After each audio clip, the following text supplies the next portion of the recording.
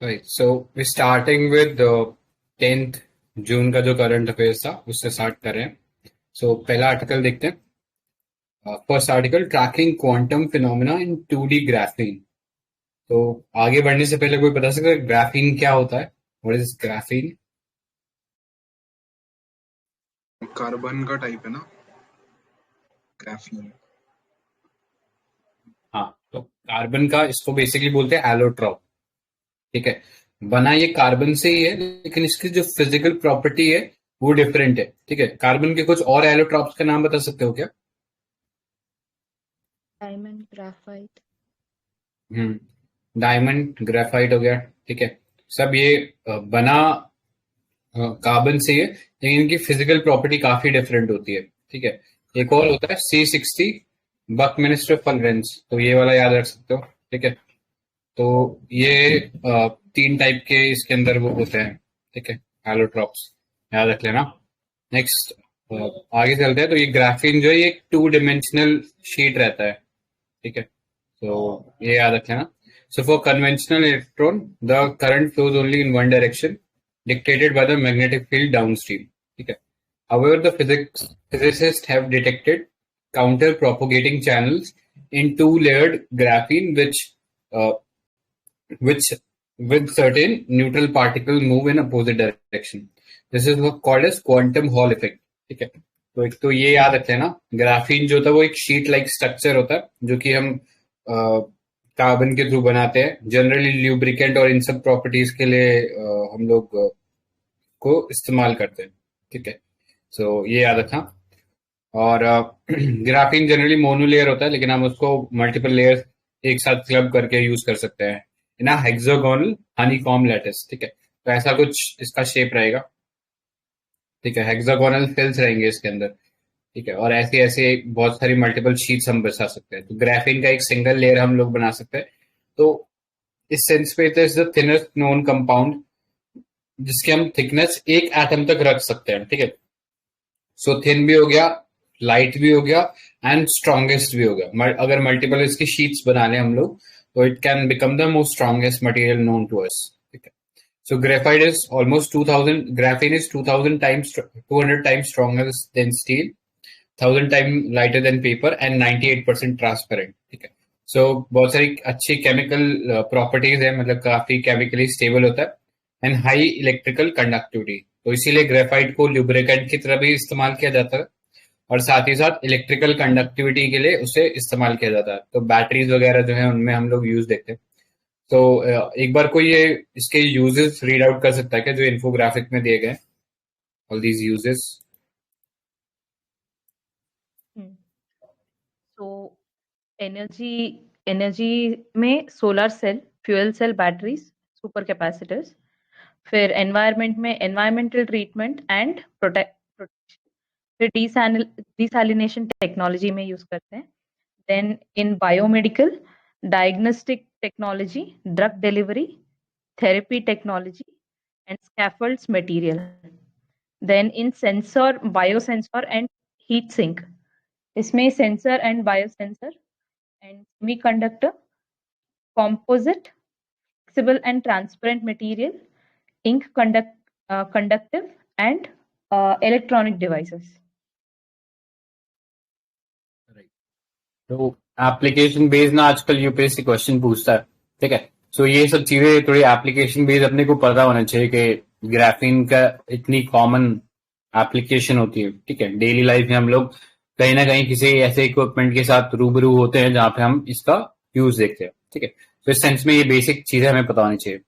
Next, quantum, ये hall effect याद रख लेना. क्वांटम हॉल इफेक्ट में हम लोग देख रहे हैं कि जो इलेक्ट्रॉन का मूवमेंट हो रहा है वो अपोजिट डायरेक्शन में हो रहा है. ठीक है, तो इस सेंस में थोड़ा ये इंपॉर्टेंट डिस्कवरी या एक इंपॉर्टेंट इन्वेंशन कह सकते हैं. Next, about quantum computers. तो क्वांटम कंप्यूटर ऐसा एक इलेक्ट्रॉनिक मशीन हो गया, क्वांटम कंप्यूटर हो गया which is harnessing the law of quantum mechanics. तो क्वांटम मैकेनिक्स में क्या होता है, जैसे जनरल जो कंप्यूटर होता है उसमें 2 बिट्स होते हैं, मतलब सबसे बेसिक यूनिट ऑफ इंफॉर्मेशन क्या होती है, 0 और 1. ठीक है, लेकिन क्वांटम कंप्यूटर में ये एडवांटेज रहता है कि वहां हमें देखने को मिलता है क्यूबिट्स. क्यूबिट्स में 4 स्टेजेस आपको मिल जाती है, मतलब 0 और 1 तो होता ही है, साथ में आपको एक ऐसा स्टेज मिल जाएगा जो एक पॉइंट पे 0 भी है और 1 भी है, ठीक है। एट अ टाइम वो 0 भी है और 1 भी है, ठीक है। तो ये एक यूनिक एबिलिटी हमको या प्रॉपर्टी देखने को मिलती है क्वांटम बिट्स के अंदर, जिसको हार्नेस करके हम बहुत ही ज्यादा फास्ट कंप्यूटिंग कर सकते हैं, ठीक है। तो इनके अंदर बहुत सारे लॉज इस्तेमाल होते हैं, मतलब law of superposition, entanglement, quantum interference, ठीक है। ये डेप्थ में आई थिंक आगे देखेंगे हम लोग और किसी सेशन के अंदर। अभी बस इतना याद रखना, लॉ ऑफ सुपरपोजिशन होता है, एंटेंगलमेंट होता है, क्वांटम इंटरफेरेंस होता है, ठीक है। तो ये था इसके बारे में। किसी को कुछ और ऐड करना है इस टॉपिक में? ऑलराइट, आगे चलते हैं। Next is minister for labour and employment addresses plenary session of ILO conference of ILO at Geneva, ठीक है। तो ILO एक UN एजेंसी है, स्पेशलाइज एजेंसी है, ठीक है, जिसका हेडक्वार्टर जेनेवा स्विट्जरलैंड में है। It was created by the treaty of Versailles, ठीक है। वर्सलेस जो था वर्ल्ड वॉर 1 एंड हुआ था, उसके बाद में ये ट्रीटी बनाया गया था, ठीक है। उसके अंदर 1919 के अंदर इसका एस्टैब्लिशमेंट हुआ था, मतलब UN से पहले बन गया था, बट जब बाद में UN बना इन 1945 तो उसके कुछ सालों के बाद, मतलब एग्जैक्टली नेक्स्ट ईयर ही 1946 में ILO became a specialised agency of UN, ठीक है। ऑल्दो बना UN से पहले था, लेकिन UN का स्पेशलाइज्ड एजेंसी है, ठीक है। तो ये याद रखना।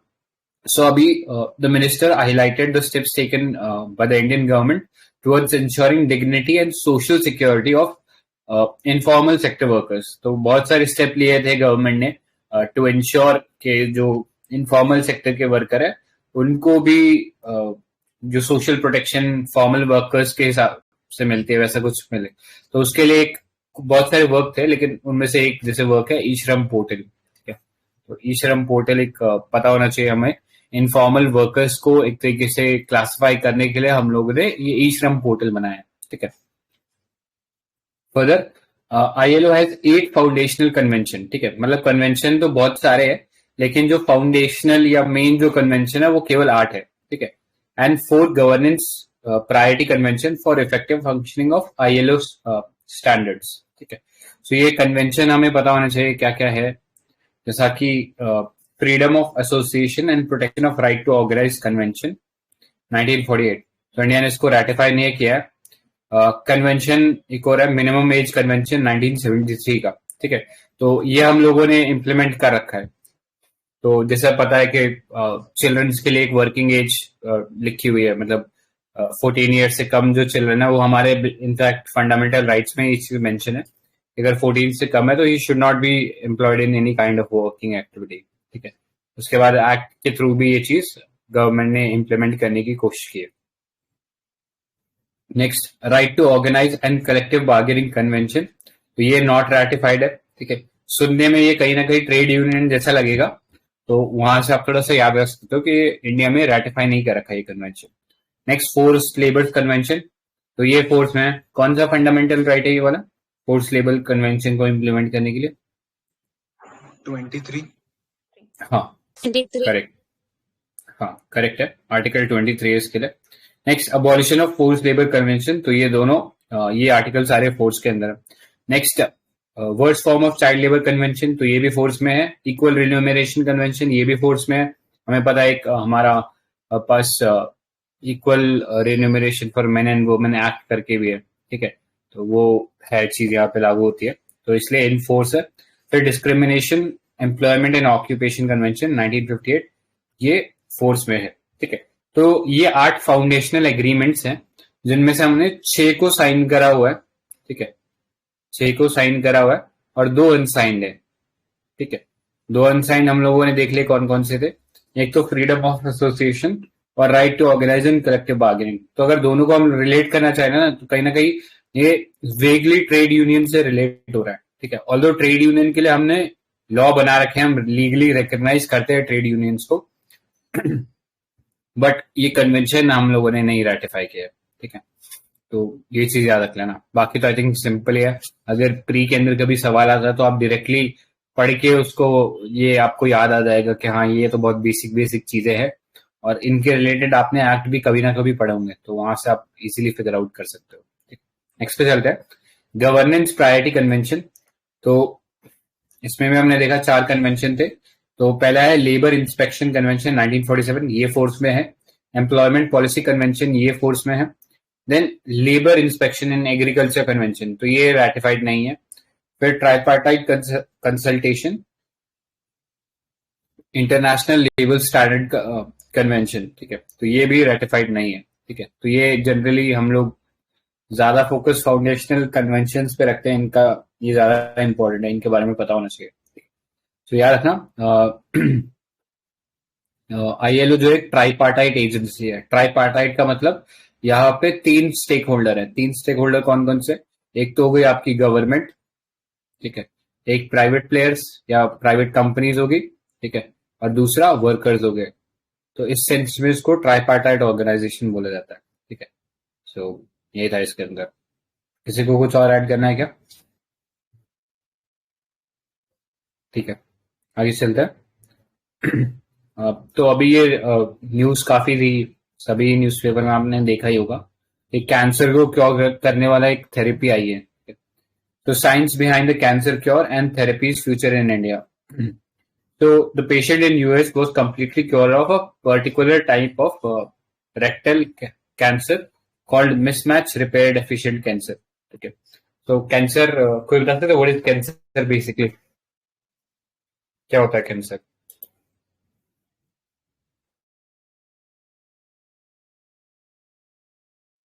excess proliferation of cells. हाँ, मतलब अनकंट्रोल्ड कह सकते हैं। ठीक है, कि अनकंट्रोल्ड, हाँ, अनकंट्रोल्ड ग्रोथ हो रही है ना सेल्स की। जैसे हमारे बॉडी में सेल तो जनरली ग्रो करता ही है, तभी हमारे बॉडी जो है नए नए सेल्स बनते रहते हैं। और हम जो हमारी शेप है, जैसे अगर हम बच्चे से बड़ा होता है कोई आदमी, उसके नंबर ऑफ सेल्स इंक्रीज होते हैं, तो वो तो है कि वो जनरल चीज है कि सेल्स हमेशा ग्रो करते हैं। लेकिन अगर वो चीज अनकंट्रोल तरीके से होने लगे, ठीक है, कोई बिल्कुल कोई पैटर्न ही नहीं है, तो वहां पे हम उसको कैंसर कहते हैं। ठीक है, तो कैंसर कई तरह का होता है, ब्लड कैंसर हो सकता है, ब्रेन कैंसर हो सकता है। मतलब ये अनकंट्रोल्ड ग्रोथ ऑफ सेल जो है वो कहीं पे भी हो सकती है बॉडी में, एंड जहां पे भी वो होती है। What? I think malignant benign AB cancer. हाँ, उस पे आते हैं अभी एक सेकेंड।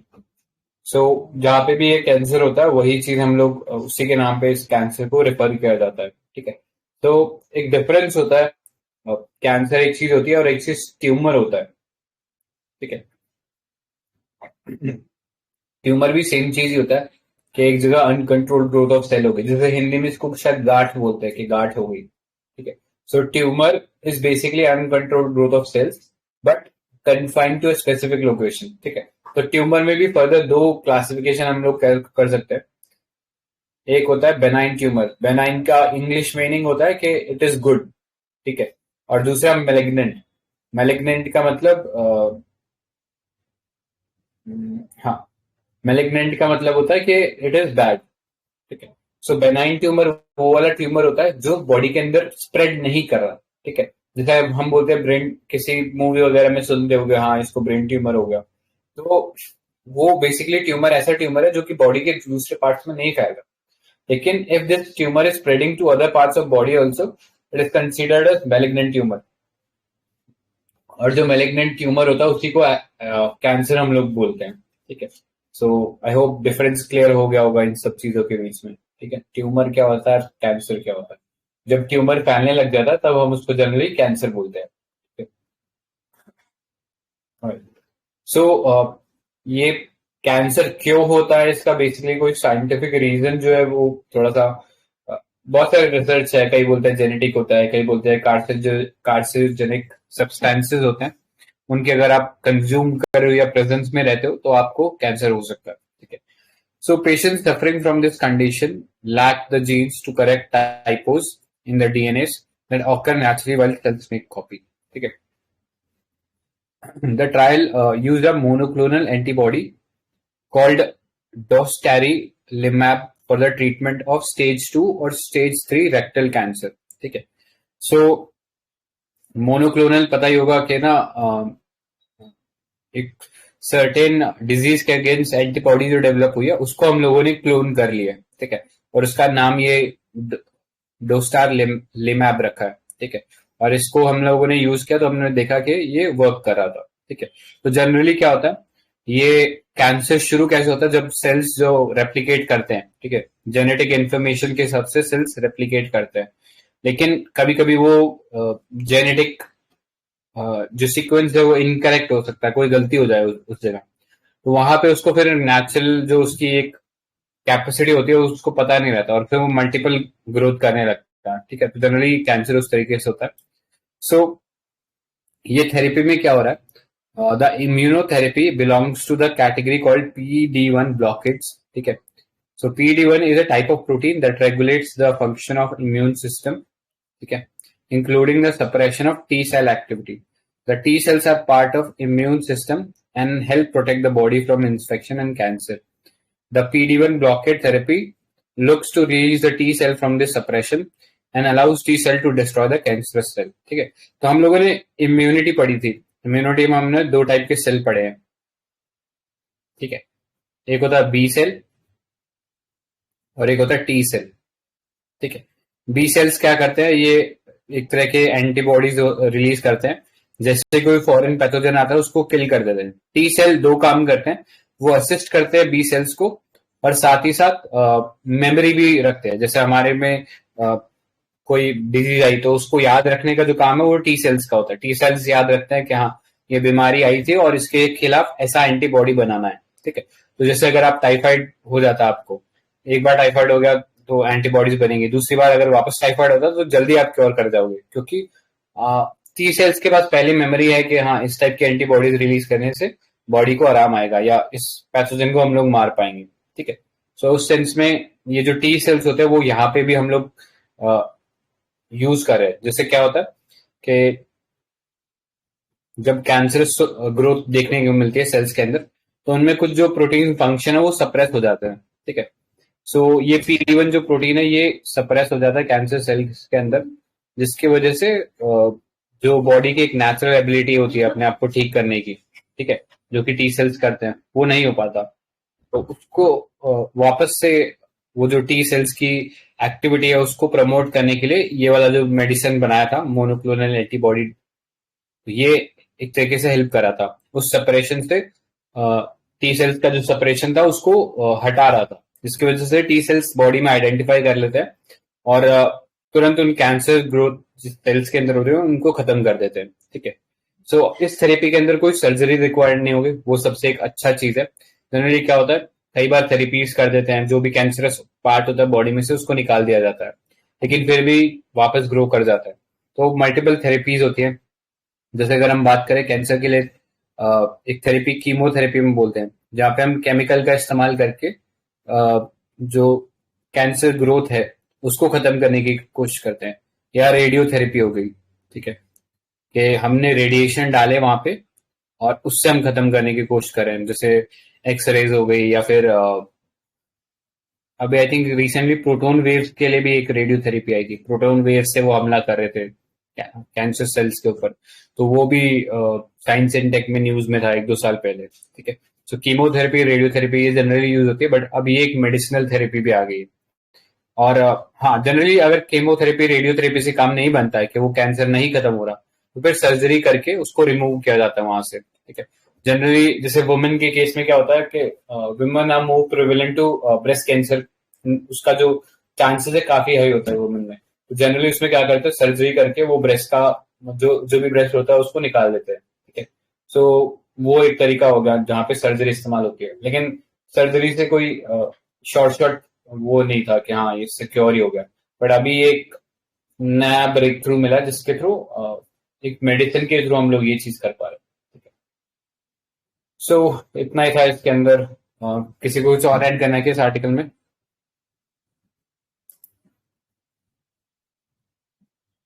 ठीक है, आगे चलते हैं।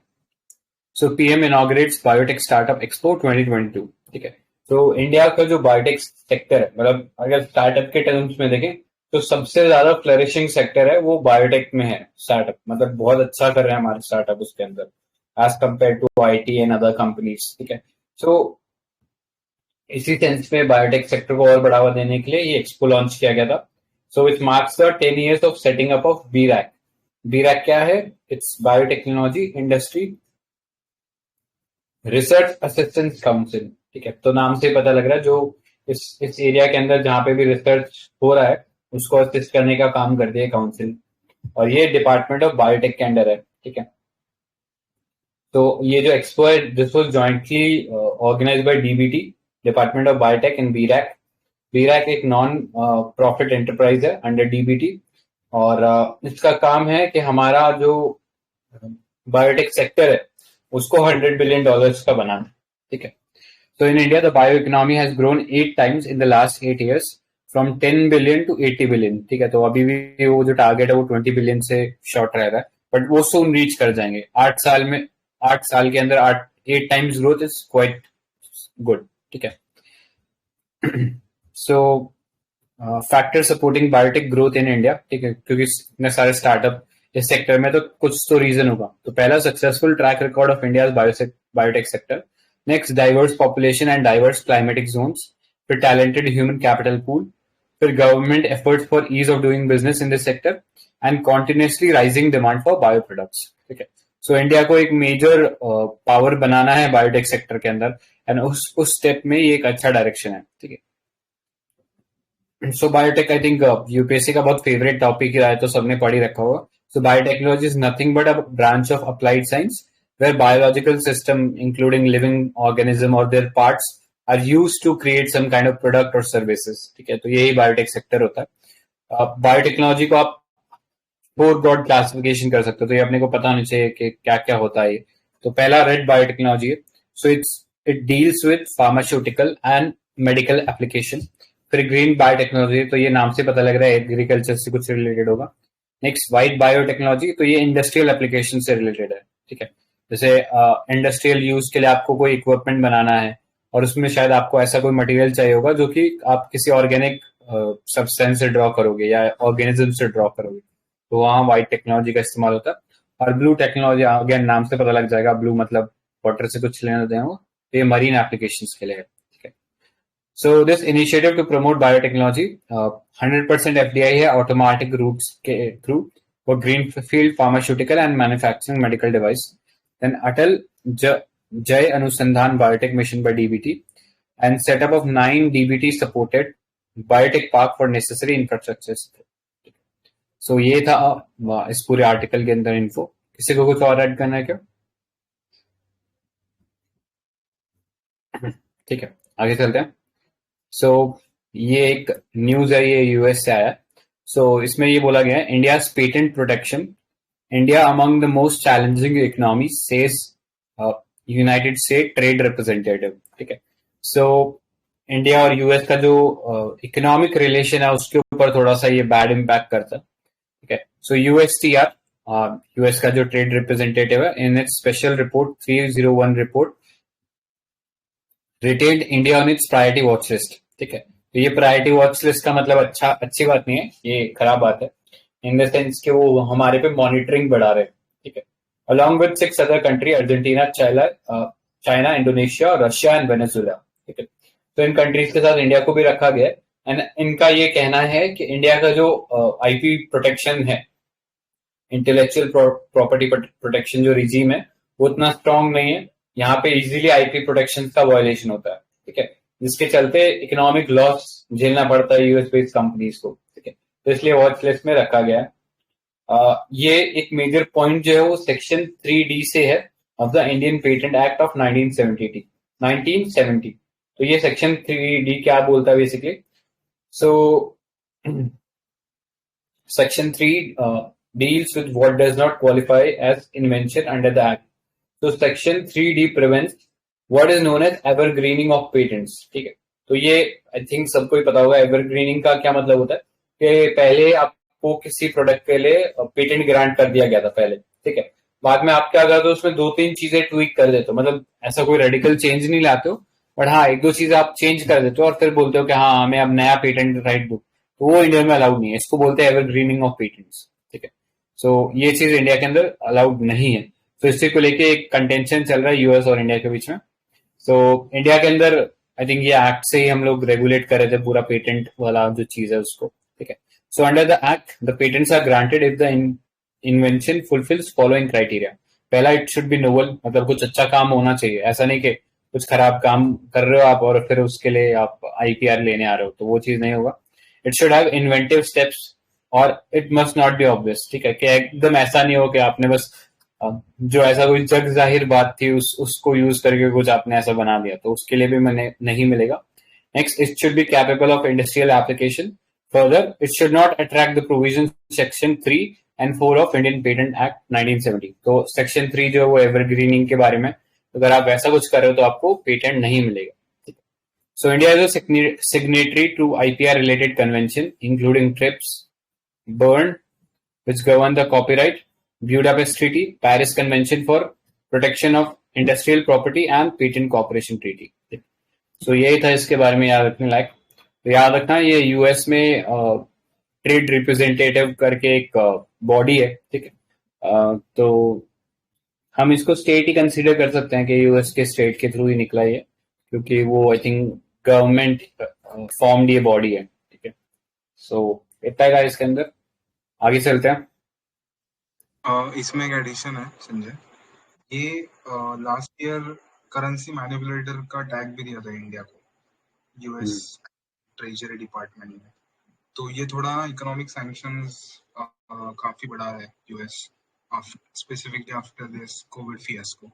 तो इस सेंस में मेंस वाले लोग थोड़े वो डायरेक्शन में थोड़ा अच्छा प्रिपेयर करके जाओ, इंडिया यूएस इकोनॉमिक रिलेशन, क्योंकि डिफेंस वाला पूछ लिया था शायद लास्ट ईयर ही. तो ये वाला भी देख लेना. स्पेसिफिक अगर पूछते इकोनॉमिक का तो ये फ्लो पता होना चाहिए कैसे कैसे क्या क्या हो. इनफैक्ट अगर थोड़ा सा और इसके ऊपर हम बात करें इंडिया यूएस रिलेशन, तो दो कैटेगरीज में या डायमेंशन में आप इनको लिख सकते हो. एक हो गया स्ट्रैटेजिक डायमेंशन, ठीक है. स्ट्रैटेजिक में मतलब कि दोनों कंट्रीज का जो स्ट्रैटेजिक रिलेशन है with respect to let's say China की वजह से काफी ज्यादा अलाइंड हो रहा है, ठीक है. China is trying to become a world hegemon, US की प्लेस को लेना चाह रहा है. तो उस सेंस में इंडिया और यूएस का जो स्ट्रैटेजिक पार्टनरशिप है वो तो कॉन्टिन्यूसली इंक्रीज हो रहा है, ठीक है. हम देख रहे हैं क्वाड में साथ आ रहे हैं, बड़ी बड़ी डिफेंस डील कर रहे हैं, 4 फाउंडेशनल एग्रीमेंट साइन करते हैं. लेकिन एक दूसरा एस्पेक्ट है रिलेशनशिप का, दैट इज कमर्शियल एस्पेक्ट, ठीक है, जहां दोनों कंट्रीज के बीच में ट्रेड जरूर बढ़ा है. In fact US has become the largest trading partner of India, लेकिन अभी भी बहुत सारे एरियाज के अंदर दोनों के बीच में कॉन्फ्लिक्ट है, जिसकी वजह से हमारे रिलेशन जो है थोड़ा सा ऊपर नीचे हो जाता है, अप्स एंड डाउन्स आते हैं, ठीक है. तो उनमें से आप ये वाला पॉइंट जो अभी हमने पूरा आर्टिकल पढ़ा कि इंडिया को वॉच लिस्ट में रखा है आईपी प्रोटेक्शन के चक्कर में, ठीक है. सो प्रायोरिटी लिस्ट में रखा है. और फिर जैसा अभी सर ने बताया कि करेंसी मैनिपुलेटर का जो टैग है वो भी दे डाला था इंडिया, ठीक है. तो वो थोड़ा सा कमर्शियल रिलेशन में एक चैलेंजेस है. तो अगर आपको आता है इंडिया यूएस के बारे में लिखो तो वहां पे आप ये चैलेंजेस के फॉर्म में ये पॉइंट्स को ऐड ऑन कर सकते हो, ठीक है. ऑलराइट, आगे चलते हैं. इसमें और दो पॉइंट्स भी थे इंडिया यूएस जो आपने रिलेशन बताया ना स्ट्रेटेजिक कमर्शियल में. तो एक आई थिंक लास्ट ईयर ही जीपीएस से हमें निकाल दिया था, generalise system of preference, GSP वो जीएसपी, हाँ sorry, generalise system of preference से निकाल दिया था. ट्रेड प्रोटेक्शनिज्म वाला पॉइंट भी है. डब्ल्यूटीओ में सब्सिडीज को लेके काफी बवाल मचाता है यूएस. तो ये दो मतलब ये 5-6 एक्टिविटीज चल रहा है 2-3 सालों से और फ्रीक्वेंटली रिपीटेटिव है. एक साइड से आप जो बोल रहे हो वो भी सही है कि पॉजिटिव चीजें भी हो रही है, बट ये पॉइंट्स भी इम्पोर्टेंट है. करेक्ट, ठीक है. आगे चलते हैं फिर. तो Maharashtra mangrove cell appoints TSIR national institute of oceanography NIO to identify sites for restoration of corals, ठीक है. तो एक अच्छा स्टेप है एनवायरमेंट के पर्सपेक्टिव से. तो इस टाइप की न्यूज खासा ध्यान में रखनी है अपने को, क्योंकि यूपीएससी का एक फेवरेट एरिया रहता है ये एनवायरमेंट वाला. So India and United UNDP green climate fund GCF, ठीक है, ये तीनों मिलके has started a project titled Enhancing Climate Resilience of India's Coastal Communities. Okay. So this initiative would record, identify, reason, stressed coral zones along the Maharashtra coast line. ठीक है, तो corals के लिए कंडीशन बता सकते हो क्या? कोरल्स कहाँ पे पैदा होती हैं या कहाँ पे रह सकती हैं? What are the condition where coral can live? Low water 25 degrees Celsius. थोड़ा saline water, fresh water influx नहीं चाहिए ज्यादा। हाँ, बाकी तो ये 2 पॉइंट तो सही बताए इन्होंने। राइट। तो एक तो टेम्परेचर जो है वो 25 डिग्री सेल्सियस रहे, मतलब ट्रॉपिकल एरियाज हो गए। दूसरा शैलो वाटर है, मतलब ज्यादा डेप्थ में ना हो, क्योंकि यहाँ पे फोटोसिंथेटिक एक्टिविटी चाहिए हमें। तो अगर बहुत ज्यादा डेप्थ होगी, जैसे बेंथिक जोन में चला गया, तो वहां पे फोटोसिंथेसिस नहीं हो पाएगा। ठीक है, तो फिर ये कोरल जिंदा नहीं रह पाएंगे। दूसरा, सैलिनिटी ज्यादा नहीं होना चाहिए, और फिर काम कंडीशन होना चाहिए, मतलब ज्यादा टर्बुलेंट वाटर नहीं होना चाहिए, यानी जैसे रिवर आके गिर रही है ऐसा कुछ नहीं होना चाहिए। ठीक है, सो ये 4 कंडीशन रहते हैं जनरली कोरल्स के फॉर्मेशन के लिए। ठीक है, सो जब भी ये कंडीशन में कोई चेंज होता है, ये 4 कंडीशन हमने देखी कि टेम्परेचर चेंज हुआ, या तो टेम्परेचर बहुत ज्यादा हीट हो गया, या फिर कम हो गया, या फिर डेप्थ जो है वो ज्यादा बढ़ गई। ठीक है, कि बहुत नीचे चला गया वो, या फिर कोई तूफान वगैरह से उसका जो काम स्टेट था वो डिस्टर्ब हो गया। ठीक है, या सैलिनिटी में कोई चेंज हो गया, तो इससे कोरल्स के ऊपर स्ट्रेस पड़ता है। और स्ट्रेस पड़ता है तो फिर कोरल्स के अंदर जो एक एल्गी रहती है, जिसको हम जूजेंथली बोलते हैं या जूजेंथनम बोलते हैं। ठीक है, जूजेंथनम लिख लो या जूजेंथली लिख लो, एक ही बात है। ये एक एल्गी होती है, और एल्गी फोटोसिंथेसिस करती है, जिससे वो फूड बनाती है, बाकी ऑर्गेनिज्म इसके ऊपर फीड करते हैं। ये एल्गी जो है ये कोरल्स को कलर देती है। ठीक है, और सिम्बियोटिक रिलेशन में रहती है कोरल्स के साथ ये एल्गी। लेकिन जैसे ही स्ट्रेस पड़ता है तो ये जूजेंथली खत्म हो जाती है, एंड कोरल्स जो है वो व्हाइट हो जाते हैं। इस प्रोसेस को हम बोलते हैं ब्लीचिंग, कोरल ब्लीचिंग। ठीक है, तो ये पता होना चाहिए। So corals are invertebrate animals belonging to the Cnidaria. ठीक है, तो एनिमल किंगडम पढ़ोगे तो उसके अंदर ये क्लासिफिकेशन है Cnidaria. It lives in symbiotic relationship with zooxanthellae algae. ठीक है, जूजेंथली उनको कलर प्रोवाइड करती है, साथ ही साथ फूड भी प्रोवाइड करती है। ठीक है, इंडिया में gulf of Mannar, sorry, Palk bay, gulf of Kutch, Andaman Nicobar and Lakshadweep, यहाँ पे हमें मेजर रीफ फॉर्मेशन मिलता है। मतलब और भी जगह है लेकिन मेजर है यहाँ पे। ठीक है, so according to UNEP, coral provide at least 500 million of people with food security and livelihood. ठीक, सो कोरल्स को basically Amazon of the ocean बोला जाता है, क्योंकि इतनी ज्यादा बायोडाइवर्सिटी है यहाँ पे। ठीक है, जैसे इस बार भी क्वेश्चन था, मैंग्रोव्स को किडनी ऑफ द इकोसिस्टम क्यों बोलते हैं। ठीक है, तो वैसे ही अमेजन ऑफ द ओशन बोलते हैं या rain forest of the ocean? वो एक ही बात है ना, अमेजन रेन फॉरेस्ट है। हाँ मतलब, हाँ बात तो सही है, दोनों एक ही है। ठीक है, ठीक है, so coral also act as a barrier to the wave breaks. ठीक है, जैसे मैंग्रोव्स एक वेव ब्रेक की तरह काम करता है टू द साइक्लोन्स और द ओशन फ्लडिंग, वैसे ही कोरल रीफ भी वेव्स को ब्रेक करते हैं। ठीक है, बड़ी बड़ी वेव्स बन के आने नहीं देते, और जो कोस्टल इरोजन है उसको भी मिनिमाइज करते हैं। ठीक है, फर्दर ये चीज याद रखना, under the schedule 1 of WPA act they are protected. ठीक है, so climate change is one of the biggest threat to the coral reefs, तो ये याद रख सकते हो। फिर एक हमने ये फंड देखा था, GCF, green climate fund, is dedicated to help climate change, and it is implementing entity of UNFCCC. UNFCCC क्या है? United nation framework convention on climate change, financial mechanism established in Cancun, Mexico in 2010. So GCF began its operation in 2015 and is headquartered at, वैसे तो पता नहीं हम लोगों ने Incheon पढ़ा, बट यहाँ पे सोंगडू लिखा है, तो मे बी शायद वो प्रोविंस और सिटी वाला कुछ होगा, तो याद रख लेना सोंगडू या इंचियोन लिखा रहे तो सही है। ठीक है, साउथ कोरिया। सो इतना ही था। अभी रिसेंटली यूपीएससी ने एक क्वेश्चन पूछा था बायोरॉक के बारे में, प्रीलिम्स 2022 के अंदर। ठीक है, सो ये बायोरॉक जो है ये बेसिकली एक स्टील फ्रेम लगा के हम लोग वापस से कोरल्स को रिस्टोर करने का काम करते हैं। ठीक है, स्टील फ्रेम में हम इलेक्ट्रिसिटी प्रोवाइड करेंगे, जिससे कैल्शियम आयन उस पर डिपॉजिट हो जाएंगे, तो एक पूरा कैल्सेरियस एक डिपॉजिट बन जाएगा जहाँ पे इजिली कोरल्स वापस बन सकते हैं। ठीक है, तो ये बायोरॉक था। गुजरात कोस्ट पे जूलॉजिकल सर्वे ऑफ इंडिया और गुजरात का जो फॉरेस्ट डिपार्टमेंट था, उन लोगों ने मिलकर ये टेक्नोलॉजी का इस्तेमाल किया था। तो आगे चलते हैं, कुछ टिडबिट्स देख लेते हैं। So EU lawmakers back ban on new fossil fuel car from 2030. ठीक है. So अब नई जो fossil fuel based जैसे पेट्रोल डीजल बेस्ड जो कार्स हैं वो 2035 से बैन हो जाएंगी. ठीक है. तो उसके लिए मेंबर ऑफ यूरोपियन पार्लियामेंट्स ने हैव वोटेड. ठीक है. So this move aims to step up the fight against climate change. ठीक है. ये क्लाइमेट चेंज के अगेंस्ट हम थोड़े ज्यादा लेथार्जिक रहे, तो उस चीज के ऊपर प्रोएक्टिवली काम करते हुए ये बेसिकली यूरोपियन पार्लियामेंट ने ये बोल दिया कि आप जो है हम बैन लगाने वाले हैं, तो जितने भी ऑटोमोबाइल कंपनीज है वो पहले से सावधान हो जाए. जैसे इंडिया के कंटेक्स्ट में हम बात करें तो बहुत सारी कंपनीज है जिन्होंने अभी आपने देखा होगा कि इलेक्ट्रिक कार्स निकाल दी. जैसे चाहे आप देखो टाटा मोटर्स देखो, उन्होंने बहुत सारी कारें निकाली है.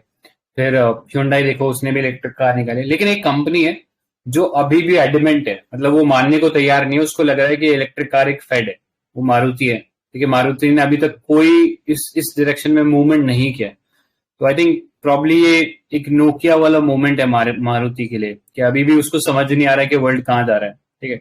सेम चीज नोकिया के साथ हुआ था कि जब world was moving toward touch screen, तो नोकिया तब भी एडमेंट था कि हम कीपैड वाला फोन ही बनाएंगे, एंड फिर वहां से डाउनफॉल आया था. ठीक है. तो ऐसी कंपनीज को एक तरीके से वो देने के लिए कि हाँ यार समझ जाओ कि अब चीजें चेंज हो रही है. ठीक है. आप खुद भी वर्क करो प्रोएक्टिवली. जब तक आप खुद वर्क नहीं करोगे तब तक और इंफ्रास्ट्रक्चर डेवलप नहीं होगा इलेक्ट्रिक कारों के अराउंड. ठीक है. तो उस सेंस में ये चीज इंपॉर्टेंट है, ऐसा एक डिसीजन लाना. ठीक है. The vote upholds a key pillar of European union's plan to cut net planet warming emissions 55% by 2030 from 1990 levels. ठीक है. The law is not yet final. अभी से वोट किया गया. आगे इसके ऊपर नेगोशिएशन होकर फिर फाइनल लॉ बनेगा, लेकिन एक इंपॉर्टेंट स्टेप इनिशिएटिव बोल सकते हैं. ठीक है. नेक्स्ट चलते हैं UNCTAD पे, United nation conference on trade and development. ठीक है. सो ये एक रिपोर्ट निकालता है, वर्ल्ड इन्वेस्टमेंट रिपोर्ट. तो उसके अंदर इंडिया का जो पोजीशन है, मतलब FDI अट्रैक्ट करने का या FDI रेसिपिएंट के तौर पे, ये 7th नंबर पे था. ठीक है. तो एक अच्छा जंप देखने को मिला. और इस लिस्ट के अंदर टॉप रेसिपिएंट कौन था FDI का, वो था USA. ठीक है. तो ये USA के लिए एक अच्छी चीज है, followed by China and then by Hong Kong. So UNCTAD is a permanent intergovernmental body established by UNGA in 1964. It has 195 member states. Further, ये और भी रिपोर्ट निकालता है, like trade and development report, digital economy report, technology and innovation report etcetera. So ये world investment report जो है, जो हमने पढ़ी है, ये सबसे इंपॉर्टेंट रिपोर्ट है. तो इतना इसमें याद रखने लायक है. नेक्स्ट पे चलते हैं, payment infrastructure development fund scheme. ठीक है. तो इंडिया में पेमेंट इंफ्रास्ट्रक्चर को बढ़ाने के लिए, जिसमें हम पॉइंट ऑफ सेल इंस्ट्रूमेंट है, जैसे आपने देखा होगा कि अगर आप कहीं शॉपिंग करने जाते हो तो आपको कार्ड स्वैप करना पड़ता है कुछ मशीनों में, पॉइंट ऑफ सेल हो गया. ठीक है. तो वैसा ही मोबाइल पॉइंट ऑफ सेल और ये सब डिवाइस का प्रोडक्शन बढ़ाने के लिए स्कीम रहता है. ठीक है. So this PIDF scheme was operationalized by Reserve Bank of India in 2021. It subsidized the development of POS infrastructure, physical and digital mode, in Tier 3 and Tier 6 centers and the northeast states of the country. ठीक है. Mind you, Tier 3 से Tier 6 है. ठीक है. So the fund is operational for 3 years and will be extended to 2 more years depending upon the progress. It is governed by an ex officio advisory council. ठीक. तो याद रखना, PIDF RBI के under आता है और इससे पेमेंट इंफ्रास्ट्रक्चर को डेवलप करने के लिए बनाया गया है, तो उनको फंडिंग किया जाएगा. नेक्स्ट, संकल्प एक एडिशन है PIDF फंड में. वो एक्चुअली अगर देखा जाए ना तो थोड़ा मतलब उसका जो मोटिव है, वो जो जिस डायरेक्शन में जा रहा है वो थोड़ा मिसमैचिंग है. लेट्स से कि Tier 3 to Tier 6 में उन्हें POS भेजने हैं, एंड अगेन नॉर्थ ईस्ट, तो नॉर्थ ईस्ट में जो अलोकेशन है ना वो सिर्फ 10% है. Tier 3, Tier 4 I think 30% है, and then बचा हुआ 60% is Tier 5 and Tier 6. ठीक है. तो जहाँ पे ज्यादा होना चाहिए वहां पे कम है नॉर्थ ईस्ट में. एंड दूसरी चीज, इसका जो कॉर्पस है PIDF का, वो जॉइंटली फंड होता है RBI से, एंड जो कार्ड मशीन्स होते हैं ना, कंपनीज होती है ना, जैसे मास्टर कार्ड हो गया, वीजा हो गया, तो वो दोनों मिलके फंड करती है. तो इसके लिए जो वीजा या रुपए इन कंपनीज को उनके कार्ड पे जितना ट्रांजैक्शन हो रहा है उसका 0.01 पैसा पर रुपी ट्रांजैक्शन कॉर्पस में डालना पड़ रहा है। तो बेसिकली ये थोड़ा मतलब बिजनेस फ्रेंडली नहीं बोला जाता उनके पर्सपेक्टिव से, क्योंकि उनको कार्ड मतलब ऑब्वियसली उनको मशीन्स भी डिप्लॉय करनी पड़ रही है, उनको पैसा भी खुद डालना पड़ रहा है कॉर्पस में, तो इसके लिए थोड़ा रेजिस्टेंस भी था उनके साइड से, एंड अभी भी ये है ही रेजिस्टेंस। ठीक है, तो उस सेंस में थोड़ा देखना ये fund. Right, but I think government ने और भी स्टेप ले रहे, जैसे एक MDR था, मर्चेंट डिस्काउंट रेट।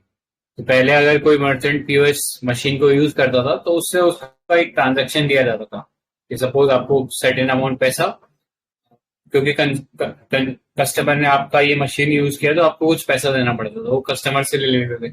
तो सेंस में कस्टमर अवॉइड करता था कार्ड से पेमेंट। ठीक है, तो गवर्नमेंट ने अब उसको 0 कर रखा था। ठीक है, गवर्नमेंट खुद वो पैसा पे कर रही थी। ठीक है, तो हाँ, बाकी तो आई थिंक वो वाला MDR में मर्चेंट को फायदा हो रहा है, बट PIDF में कार्ड कंपनीज को उनको भी पैसा भरना पड़ रहा है ना, तो उस सेंस में EODP के सेंस में बोल रहा था मैं कि थोड़ा वो उनके साइड से रिस्ट्रिक्शन मतलब क्या बोलते हैं उसे, हाँ, मतलब कंस्ट्रेंट्स उनके नेगेटिव है उनके लिए थोड़ा सा। उनके लिए। ठीक है, आगे चलते हैं। संकल्प skill acquisition and knowledge awareness for livelihood promotion. ठीक है, so the second award edition for awards for excellence in district skill development program DSDP were organized recently. The project aims to maximize the impact of Sankalp project. तो संकल्प जो है ये कौन सी ministry ने launch किया? तो ये it is gone by ministry of skill development and entrepreneurship ने लॉन्च किया with loan assistance from the world bank. So what is the idea behind it?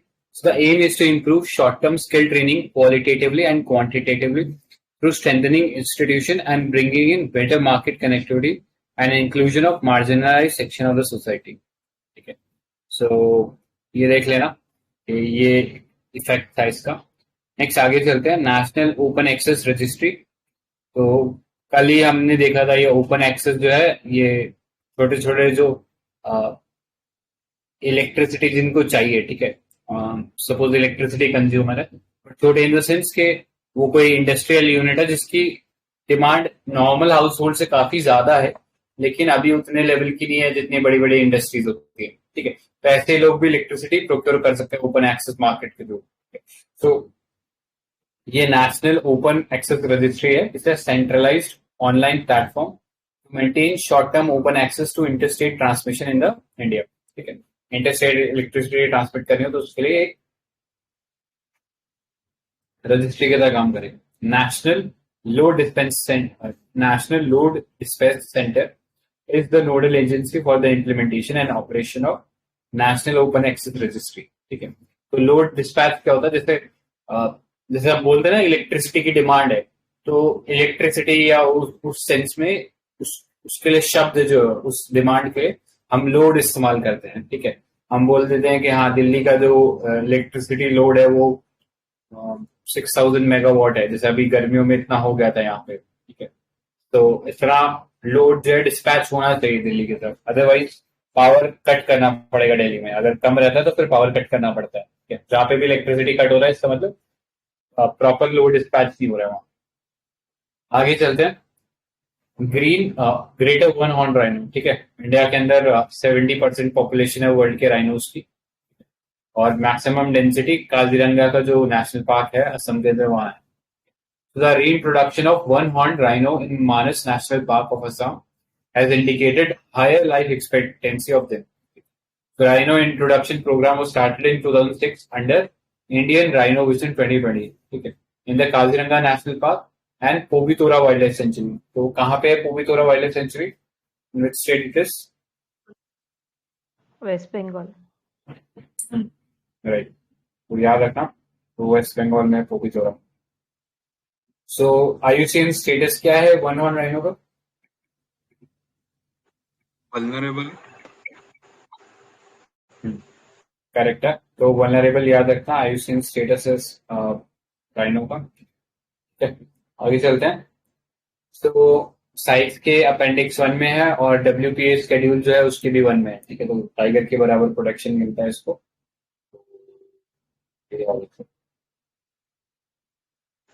Assam का ओल्डेस्ट रिजर्व कौन सा है?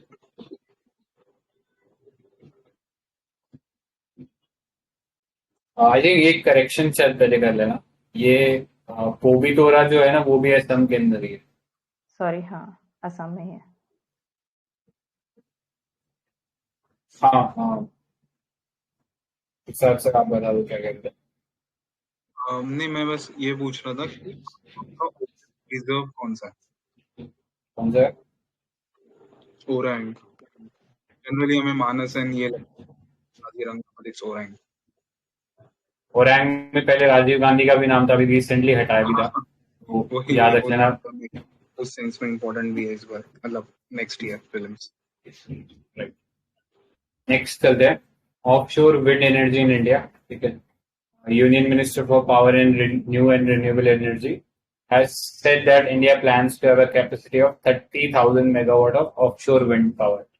ऑफशोर मतलब कोस्ट लाइन के लॉन्ग, कोस्ट लाइन के long अच्छा ब्रीज आता है, लैंड ब्रीज और सी ब्रीज वाला कॉन्सेप्ट को यूटिलाइज करके वहां पे अच्छा ये ऑफशोर विंड पावर को यूटिलाइज किया जा सकता है, ठीक है। So offshore wind energy is the power generated by wind blowing across the sea. So they are more efficient than onshore wind, क्योंकि यहाँ पे पावर जो जनरेट होती है वो एयर के नेचुरल मूवमेंट से होती है, लेकिन ओशन या सी के ऊपर वो लैंड ब्रीज और सी ब्रीज कंसिस्टेंटली ब्लो करती है और कोई फिजिकल इंटरफेरेंस भी नहीं होता। इसकी वजह से ज्यादा बेटर एफिशिएंसी हमें ऑफशोर विंड में मिल जाएगी, ठीक है। तो ये हमारा टारगेट 30 गीगावाट का है या 30,000 मेगावाट, तो भी आपको ठीक लगे। नेक्स्ट, मैरिवाना या कैनबिस, ठीक है। तो थाईलैंड से एक अच्छी खबर आई है कि वहां पे मतलब एशिया का पहला कंट्री बन गया है जिसने लीगलाइज किया है मैरिवाना और कैनबिस को, ठीक है। So cannabis is a plant that has recreational as well as medicinal drug, मतलब मेडिसिनल यूजेस भी हैं उसके, लेकिन रिक्रिएशनल ड्रग के तौर पर भी यूज होता है, ठीक है। सो इंडिया के अंदर ये साइकोट्रॉपिक सब्सटेंस जो है उसके अंदर माना जाता है। तो अगर आप इसका बिजनेस करते हुए पाए जाते हो इन द सेंस के लीगली कर रहे हो, ऑल्दो रेगुलेटेड है ये, जैसे मेडिसिनल पर्पज के लिए अगर आप उगा रहे हो तो वो आप परमिशन वगैरह लेके कर सकते हो, लेकिन अगर आप इलीगली इसका बिजनेस कर रहे हो तो NDPS एक्ट है हमारे पास, ठीक है। Narcotics and psychotropic drugs act जो उसके अंदर आपको गिरफ्तार किया जा सकता है, ठीक है। जो कुछ महीनों पहले आर्यन खान का केस हुआ था वो सब ये NDPS एक्ट के अंदर ही था, ठीक है। इसके लिए एजेंसी है नार्कोटिक्स कंट्रोल ब्यूरो, NCB, ये याद रख लेना।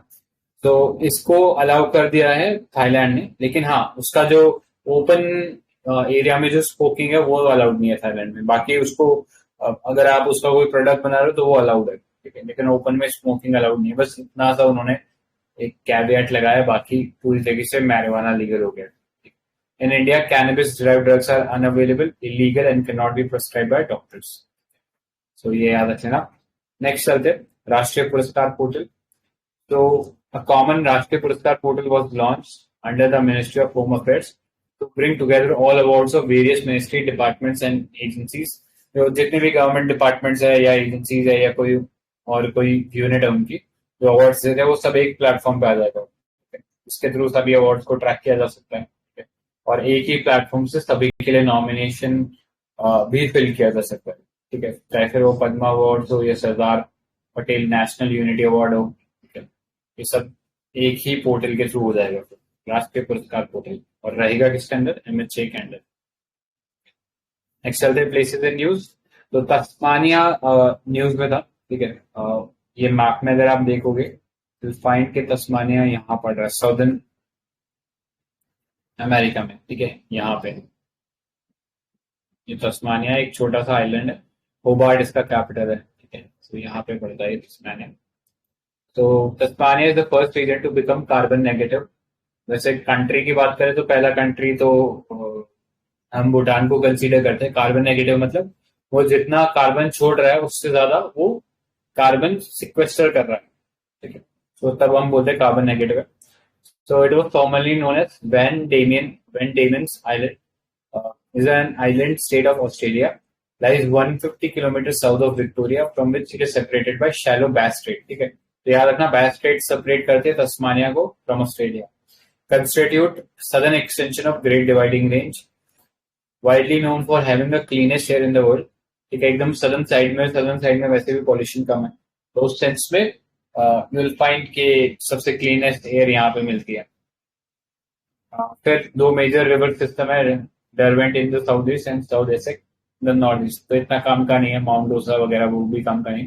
हाँ, सॉइल देखना ना, soils are least acidic, poorly drained and high in humus and low fertility. ठीक है, तो आई थिंक वही टेम्परेट रीजन वाला पड़ गया. तो टेम्परेट रीजन में जनरली हाई ह्यूमस देखने को मिलता है, क्योंकि ठंडा रहता है, तो उस सेंस में जो एग्जिस्टिंग मटेरियल होता है वही डिकम्पोज नहीं हो पाता, तो वो पानी के साथ मिल मिल के धीरे धीरे एसिडिक हो जाता है. तो इतना ही था इसके अंदर. किसी को कुछ और ऐड करना है या और कोई न्यूज है किसी के पास शेयर करने वाली? न्यूज नहीं है, बट व्हाट मतलब फर्स्ट रीजन समझ में नहीं आ रहा है. दो ही कंट्रीज है ना शायद कार्बन नेगेटिव अब तक, भूटान एंड साउथ अमेरिका में कौन सी, सूरीनाम. ये दो कंट्रीज है ना सिर्फ कार्बन नेगेटिव. तो रीजन क्या है? आई थिंक ये ऑस्ट्रेलिया के पर्सपेक्टिव से रीजन लिखा गया, बाकी तो वैसे भूटान और वो तो है ही, कंट्रीज हो गए वो. देंगे ऑस्ट्रेलिया का पर्सपेक्टिव से ये उधर का पहला कार्बन नेगेटिव रीजन बना. अच्छा, उस सेंस में. ओके, ठीक है. ठीक है, किसी को कुछ और ऐड करना है क्या? ठीक है, फिर आज के लिए इतना ही था sir ji. Thank you for joining. Bye.